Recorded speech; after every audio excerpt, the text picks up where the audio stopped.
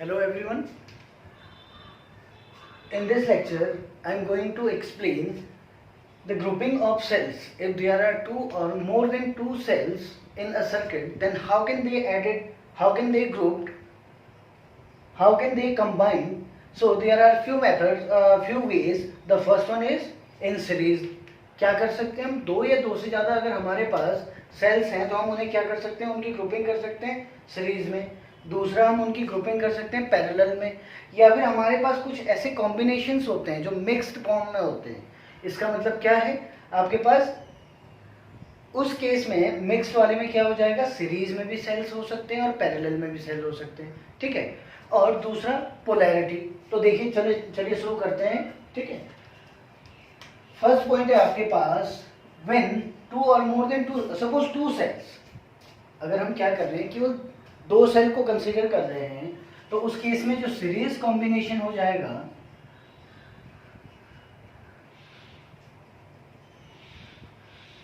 Series combination, तो इसके लिए हम एक सर्किट ड्रॉ करते हैं. ठीक है, ध्यान से देखिएगा. सपोज ये हमारे पास क्या है, एक बैटरी है जिसका ईएमएफ कितना है, E1, जिसमें वोल्टेज कितना है आपके पास, E1. इसका कुछ ना कुछ अपना इंटरनल रेजिस्टेंस होगा. फिर आपके पास आता है कोई दूसरी बैटरी है, उसका इंटरनल रेजिस्टेंस क्या है आपके पास, सपोज R1 R2 है. ठीक है, ये E1 है आपके पास, this is E2, this is R1 and this is R2. अब ये पूरा का पूरा सर्किट देखो, हो सकता है कि ये दोनों अपोजिट भी हो सकते हैं. दो सेल्स आपको कुछ इस तरीके से उनका सेटअप होगा कि इसका पॉजिटिव और इसकी पोलैरिटी और इसकी पोलैरिटी क्या होगी, एक दूसरे की अपोजिट होगी. ठीक है. तो उस केस में हम क्या करते हैं, अभी तो हम ये वाला केस समझेंगे, उसमें हमें बस क्या करना पड़ेगा, साइन को इन्वर्ट करना पड़ेगा. अब हमने क्या कर लिया, यहां पे कोई external resistance capital R set कर दिया. ठीक है, ये कौन सा रेजिस्टेंस है आपके पास, this is what, capital R. Suppose ये आपके पास A पॉइंट है, this is B point, this is C point, this is D point. आपके पास कितने पॉइंट हैं, 4 पॉइंट्स.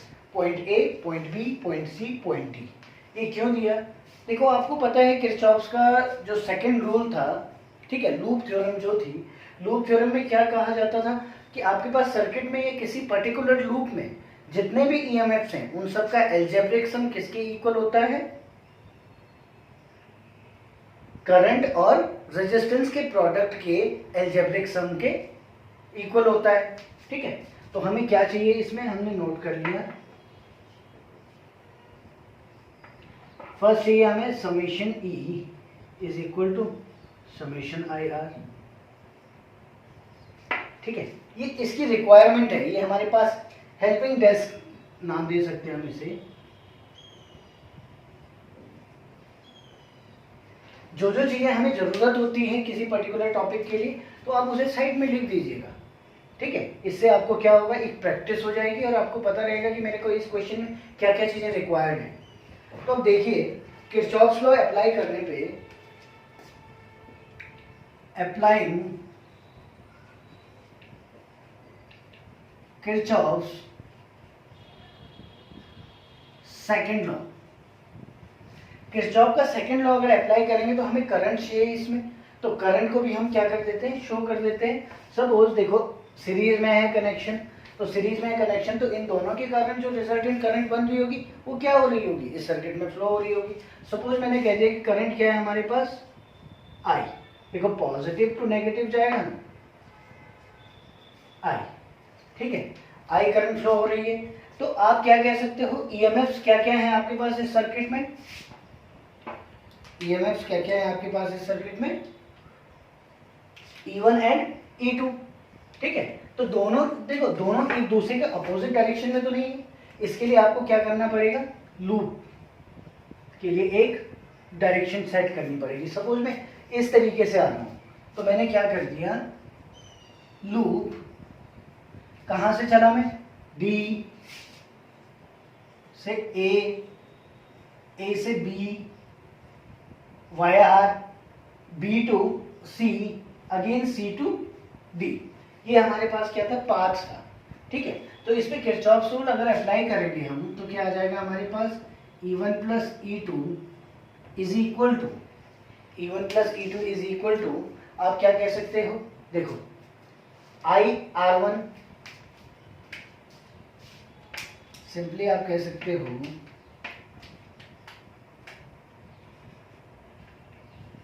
IR1 plus IR2। ठीक है, इन दोनों से भी करंट पास हुई होगी। तो जब ये वाला मैनर है हमारे पास एंटी क्लॉकवाइज, तो इस तरीके से हमने क्या कर दिया, डायरेक्शन काउंट कर दी। उसके बाद जैसे ही हम इन दोनों से क्रॉस होके इधर आए तो हम यहाँ भी आ चुके हैं, कहाँ, आर पे। आप क्या कर सकते हैं, यहाँ से आपने आई कॉमन ले लिया, आपके पास रिमेनिंग पोर्शन था R1 plus R2 plus capital R। ठीक है, E1 प्लस E2।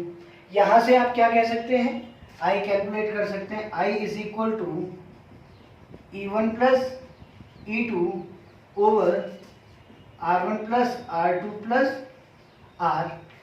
या तो आप क्या कह सकते हैं इस इक्वेशन को,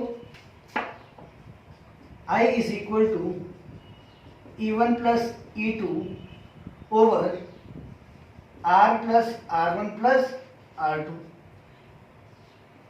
यहां देखिए, अभी हम दो सेल की बात कर रहे हैं E1 और E2 जिनकी डायरेक्शन सेम है, जिनका सेटलमेंट क्या है, एक सेम प्रोसेस में, जो जिनका सेम सेटअप लगा हुआ है। ठीक है, एक ही डायरेक्शन में सेल लगे हुए हैं, एक दूसरे के अपोजिट नहीं है सेल। तो उस केस में हमारे पास ये आ रहा है। अगर हमारे पास n नंबर ऑफ सेल्स होते तो हम क्या कर देते, E1 plus E2 plus E3 plus E4 plus so on En। ठीक है, तो आप क्या कह सकते हो, हियर E इक्विवेलेंट, मैंने कह दिया एक E इक्विवेलेंट आएगा, मतलब सबका sum is equal to E1 plus E2 plus so on nth term तक चलेगी हम। सपोज हमारे पास nth सेल है तो E इक्विवेलेंट क्या आ जाएगा आपके पास, E1 plus E2 plus so on En। दूसरा देखिए, एक तो आपने ये वाला पोर्शन हाईलाइट करा, एक आपको ये वाला पोर्शन भी दिख रहा है। ये कंडीशन कब आती है रेजिस्टेंसेस की, ये सीरीज में आती है R1 प्लस R2। तो यहाँ पे आप क्या कह सकते हो, small r equivalent is equal to R1 plus R2 plus so on, वही nth टर्म। ठीक है, nth टर्म तक हमारे पास जा रहा है। तो आप इस एक्सप्रेशन को क्या लिख सकते हैं जी, आप इस एक्सप्रेशन को क्या लिख सकते हैं, I is equal to E equivalent over R plus R equivalent. ठीक है, तो हम क्या लिख सकते हैं इसे इस तरीके से। तो यहाँ पे हमारे पास सेल्स किस तरह, जब हमने सेल्स को सीरीज में ऐड किया, देखो इफ बाय चांस मैं क्या आपको एक कंडीशन शो कर रहा हूँ, सपोज एक सेल कुछ इस तरीके से है, ठीक है, और दूसरा सेल आपके पास क्या है, कुछ इस तरीके से, this is E1, this is E2। अब आपकी मर्जी है, this is R1 and this is R2। Now in this case देखो इक्विवेलेंट तो यही चलेगा, बस इसमें क्या हो जाएगी, डायरेक्शन चेंज हो जाएगी। हम क्या कर रहे थे, हम इस तरीके से एंटी क्लॉकवाइज चल रहे थे। ठीक है, एंटी क्लॉकवाइज चल रहे थे, तो एंटी क्लॉकवाइज चल रहे हैं अगर, तो हमें क्या, ये देखो ये नेगेटिव पढ़ रहा है, ये पॉजिटिव पढ़ रहा है। तो अब इस केस में just sign E1 minus E2 हो जाएगा। ठीक है, बस यही चेंज आएगा एक, जहां आपने E1 प्लस E2 किया था और E1 माइनस E2 आएगा। ठीक है, तो आप अलग अलग EMF यूज कर सकते हो, आप सेम EMF यूज कर सकते हो, डिपेंड करता है कि आपके पास क्वेश्चन किस तरीके का पूछ रहा है। ठीक है, तो ये आपके पास क्या है, सीरीज कॉम्बिनेशन। स्क्रीनशॉट ले लीजिए इसका।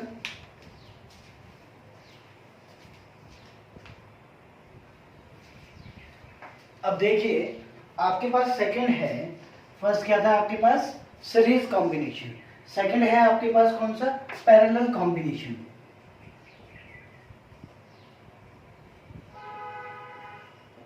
ठीक है, तो पैरेलल कॉम्बिनेशन में देखो ये सर्किट डायग्राम ड्रॉ किया हुआ है। अब कुछ इस तरीके से E1 और E2 एक दूसरे के पैरेलल हैं किसी एक पर्टिकुलर पॉइंट पे, ठीक है। दोनों क्या है आपके पास, किसी एक पर्टिकुलर पॉइंट पे इस तरीके से सेटअप है इनका। अब देखिए मैंने कहा कि टोटल करंट सपोज हमारे पास क्या है, I। ये करंट कितना फ्लो हो रहा है, I, राइट। E1 से जो देखो पैरेलल आपको पता है एक पॉइंट, सीरीज में अगर बात करते हैं आप तो आपके पास charge and electric current remains unchanged. Charge और इलेक्ट्रिक करंट दोनों क्या होते हैं इस केस में, चेंज नहीं होते हैं। लेकिन अगर हम पोटेंशियल की बात करते हैं सीरीज में, तो सीरीज में पोटेंशियल क्या होता है, जैसे जैसे आप आगे बढ़ते जाएंगे तो पोटेंशियल भी आपके पास क्या होता जाएगा, चेंज होता जाएगा। तो पोटेंशियल सीरीज में चेंज होता है, जबकि करंट और चार्ज की बात करें तो करंट और चार्ज आपके पास सीरीज में चेंज नहीं होता है। दूसरा पॉइंट, इसे आप नोट कर दीजिए, अगर हम सीरीज की बात कर रहे हैं, ठीक है, तो सीरीज के दो पॉइंट हैं आपके पास। सीरीज में आपके पास क्या चीज चेंज नहीं होती है, करंट नो चेंज, या फिर आप क्या कह सकते हो उसे, चार्ज भी कह सकते हो, करंट, तो नो चेंज, इन दोनों में कोई चेंज नहीं होता है। जबकि हम क्या बात करते हैं सीरीज में, पोटेंशियल क्या हो जाता है आपके पास, या फिर आप क्या कह सकते हो इसे, वोल्टेज, ये क्या हो जाता है आपके पास, चेंज। तो वोल्टेज सीरीज में क्या हो रहा है, चेंज हो रहा है, और जो आपके पास करंट है देयर इज नो चेंज, ये चेंज नहीं होता है, ये चेंज होता है। ऐसे ही आप पैरेलल की बात करोगे अगर, तो पैरेलल में क्या हो जाएगा आपके पास, पैरेलल में केस आ जाएगा आपके पास, करंट क्या हो जाएगी, चेंज, और इस केस में voltage remains unchanged.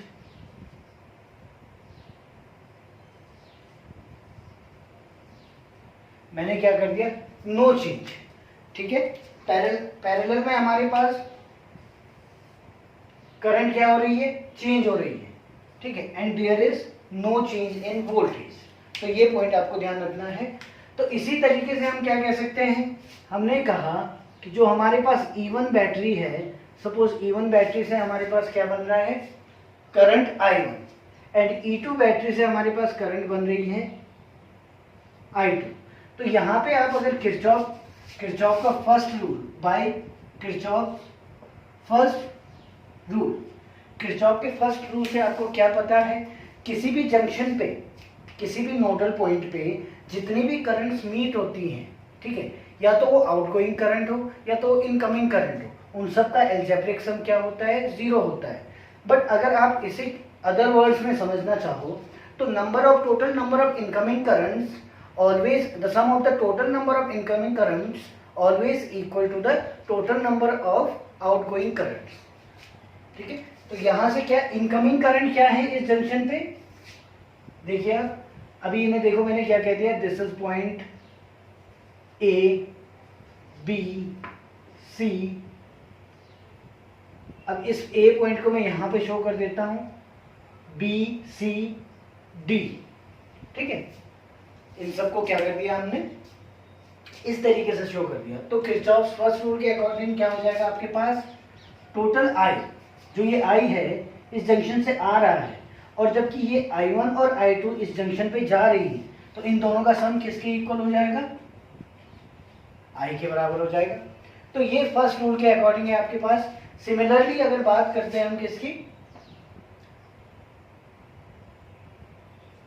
Kirchhoff voltage rule, ठीक है, या केवीआर लिख सकते हो आप, किरचॉफ वोल्टेज रूल, या केवीएल लिख सकते हो, ठीक है, किरचॉफ वोल्टेज लॉ। वो क्या कहता है, अब आप लूप कंसीडर करो, loop A B R C D E1 A से हम कहाँ गए, बी से आर रास्ते में था, आर से C to D via E1 again at point A. तो ये एक लूप बन गया आपके पास, ठीक है। अगर इस लूप की बात करें हम, तो इस लूप में क्या देखो, किरचॉफ रूल अगर अप्लाई करेंगे आप, तो टोटल नंबर ऑफ ईएमएफ कितने हैं इस बाहर वाले लूप में? Total number of EMF only one. That means E1 is equal to आपके पास क्या आ जाएगा, I1R1, यहां से I अब यहां से IR प्लस IR, ठीक है। तो ये कुछ इस तरीके से, तो I1R1 is equal to E1 minus IR हो गया ही। आप इस टर्म को इधर लेके आए तो I1R1 is equal to E1 minus IR। तो आपने I1 इज इक्वल टू क्या आ गया आपके पास, E1 minus IR over R1। ये तो थी आपके पास किस लूप की बात, ये लूप 1। अब इसी के साइड में मैं लूप 2 शो कर रहा हूं आपके पास। लूप 2 कौन सा वाला हो जाएगा, पहले हमने आउटर लिया, अब हम इनर लेंगे, ठीक है। तो देखो ए से हम कहा है बी पे, A to B, B to R, R to C, again C to D, again D to via E two at point A, E two at point A, ultimately at point A. यहां भी आप Kirchhoff rule apply करोगे तो E2 एक ही EMF है अंदर वाले loop में। देखो ये जो ये बोर्ड टाइप की बनी हुई है ना, इसके अंदर कितना ईएमएफ आया केवल आपके पास E2। E2 is equal to again the same thing I2R2 plus IR। यहां से भी आपने क्या कर दिया, I2R2 is equal to E2 minus IR over, देखो E2 minus IR over R2, ठीक है। तो अब आपने क्या किया, इक्वेशन नंबर फर्स्ट इसे लिख देते हैं हम, I is equal to I1 plus I2। आप सारी वैल्यूज पुट कर सकते हैं। Therefore by equation 1 I is equal to I1 plus I2। I1 is E1 upon R1 minus IR upon क्या आ जाएगा आपके पास R1, ठीक है, plus E2 upon R2 minus IR over R2। तो आपके पास कुछ इस तरीके से एक्सप्रेशन बन गया है। देखो कॉमन वाली टर्म क्या है आपके पास, इन्हें हाईलाइट किया जाए, IR over R1, IR over R2। इन्हें एक साइड लिख सकता हूं मैं, ठीक है, इन्हें एक साइड लिख देते हैं, और इन्हें एक साइड लिखने के बाद इन्हें इधर लेके आ जाते हैं। तो ये क्या बन जाएगा आपके पास, I plus IR upon R1 plus, इसे भी इधर ले आए हम, IR upon R2 is equal to, यहाँ बचा आपके पास E1 upon R1 plus E2 upon R2, E1 upon R1 plus E2 upon R2, ठीक है।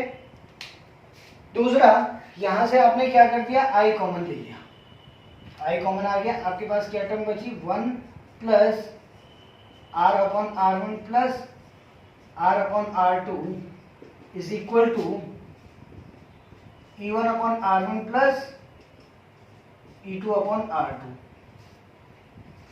तो आपके पास इजीली आप क्या कैलकुलेट कर सकते हो, I कैलकुलेट कर सकते हो। I इज इक्वल टू क्या हो जाएगा आपके पास, E1 अपॉन R1। देखो एलसीएम ले लें हम, E1 R2 plus E2 R1 over R1 R2।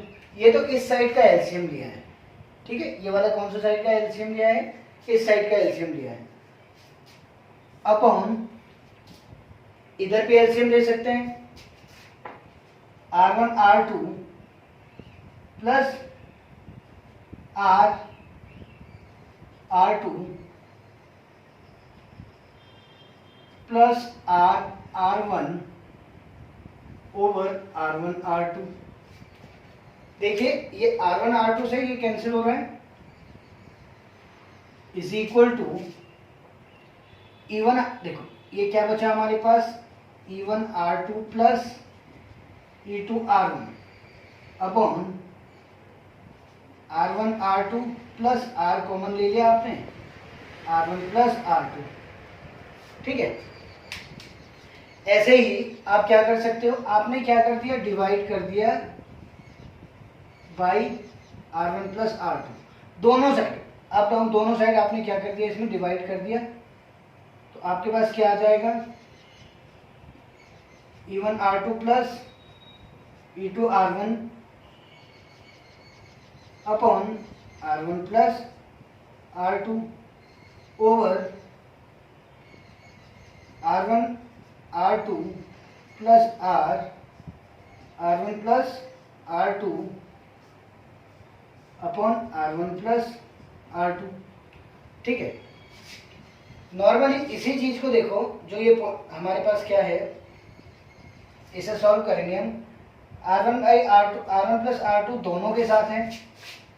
देखो ये बन गया हमारे पास, दो पॉइंट पे अगर हमें ईएमएफ निकालना होता है, इक्विवेलेंट ईएमएफ, तो उसका एक्सप्रेशन आ जाता है हमारे पास E1R2 plus E2R1 upon E1R2 plus E2R1 upon R1 plus R2। ये आता है इक्विवेलेंट ईएमएफ की बात करते हैं हम जब इन दो पॉइंट पे, तो ये वो है हमारे पास, ठीक है। इसी एक्सप्रेशन को मैं आपके पास यहां पे लिख देता हूं, ठीक है। उधर थोड़ा सा आपको डिस्प्ले में प्रॉब्लम है।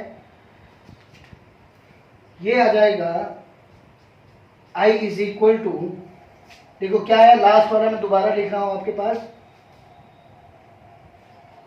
E1R2 plus E2R1 upon R1 plus R2, ये एक टर्म हो गई आपके पास।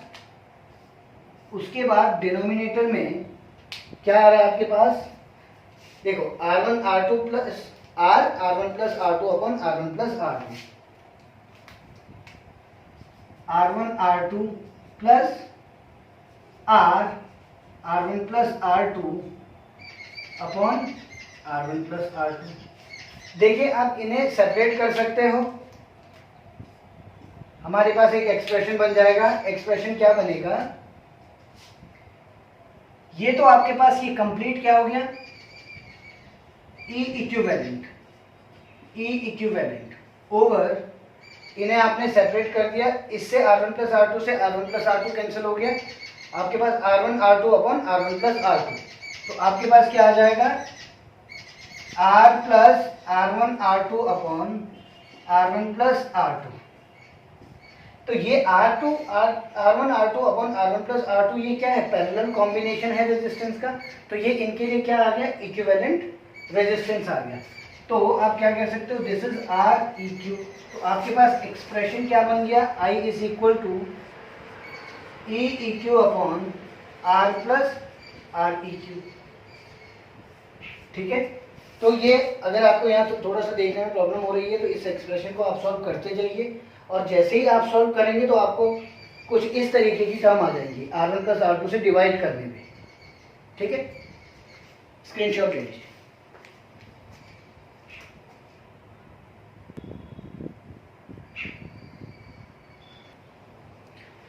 अब देखिए थर्ड पॉइंट है आपके पास मिक्स्ड। अब मिक्सिंग कह रहे हैं हम, मैंने आपको सारा ये 2 लाइन का है, बस कंसेप्ट में समझा चुका हूँ, बस आपको डायग्राम समझना है। अब इसने बोला कि आपके पास क्या है, सपोज सेम ईएमएफ के आपके पास n सेल है, ठीक है। तो एक सेल ये हो गया, उसका इंटरनल रेजिस्टेंस हो गया, दूसरा सेल ये हो गया, उसका इंटरनल रेजिस्टेंस हो गया, सो हम चलते चलते कहाँ पे पहुंचे हम, n। ये टोटल यहाँ तक पहुँचते हुए कितने सेल हो गए आपके पास, n सेल। तो इस पर्टिकुलर केस में इनका टोटल ईएमएफ कितना होना चाहिए, NE, ठीक है। उसके बाद भी आपके पास इतनी सेल्स थी आपके पास जो ये इस लाइन में है, तो ठीक है। अब आपके पास क्या हो रही है, देखो रोज चेंज हो रही है। अब सपोज आपके पास क्या है, 1 2 3 4 5 6 m टाइम्स आपने पैरेलल में इस सेटअप को कनेक्ट किया हुआ है। जब m टाइम्स आपने इस सेटअप को कनेक्ट किया होगा, जिसका कि ईएमएफ वही चल रहा है जो इस लाइन में है, वही इस लाइन में भी होगा, वही इसमें भी होगा। तो आपको पता है कि पैरेलल में पोटेंशियल क्या रहेगा आपके पास, सेम रहेगा। तो ऐसे ऐसे करके आप आए तो आपके पास पोटेंशियल तो क्या बना हुआ था, पोटेंशियल देखो पैरेलल में पोटेंशियल सेम था, तो टोटल ईएमएफ कितना हो गया आपके पास, एन ई ई देखो E first E second E third fourth nth E सबको सम करोगे आप तो एन ई आएगा आपके पास। तो ये क्या हो गया आपके पास, टोटल ईएमएफ एन ई आ गया। अब देखो रेजिस्टेंस की बात की जाए, यहाँ आप रेजिस्टेंस अगर सीरीज में कनेक्ट करते हो तो यहाँ पे जो ये कनेक्टेड रेजिस्टेंस है R R R so on N तक, तो ये कितना आएगा एन आर। अब इस एन आर को आपको क्या करना है, पैरेलल में कनेक्ट करना है। तो मैं क्या कह देता हूँ 1/r इक्विवेलेंट। भाई देखो पैरेलल में तो 1/r is equal to 1/r1 plus 1/r2 plus so on 1/rn हो जाएगा। यहाँ पे आपको पता है फर्स्ट में एन आर है, सेकेंड में भी एन आर है, थर्ड में भी एन आर है और mth रो में भी कितना है आपके पास एन आर है। सबका रेजिस्टेंस क्या है आपके पास एन आर है प्लस 1/nr प्लस सोन कब तक चल रहा है m तक। तो आप इसे क्या कह सकते हो 1/r equivalent is equal to इतना, तो ये m बाई एन आर हो जाएगा, तो r इक्विवेलेंट आपके पास nr/m हो जाएगा। जस्ट इन्वर्ट कर दो, r रेजिस्टेंस ऑलरेडी है, इस nr/m को आपको क्या करना है, इसके साथ सीरीज में कनेक्ट करना है। तो टोटल रेजिस्टेंस आपके पास इतना आ गया। जब टोटल रेजिस्टेंस इतना आ जाएगा तो आप क्या कह सकते हो कि I is equal to total EMF upon r plus equivalent resistance. तो आपने वैल्यू रख दी, इस m से मल्टीप्लाई करके इसे ऊपर ले गए mne upon mr plus nr, ठीक है। तो ये आपके पास क्या आ गया कंप्लीट तीनों का। तो एक दिन इसके बाद हम क्या करेंगे, न्यूमेरिकल सॉल्विंग सेशन रखेंगे, ठीक है। अगर आपको कोई डाउट हो तो आप पूछ सकते हो। सेकंड थिंग, चैनल को सब्सक्राइब करिए। Thank you.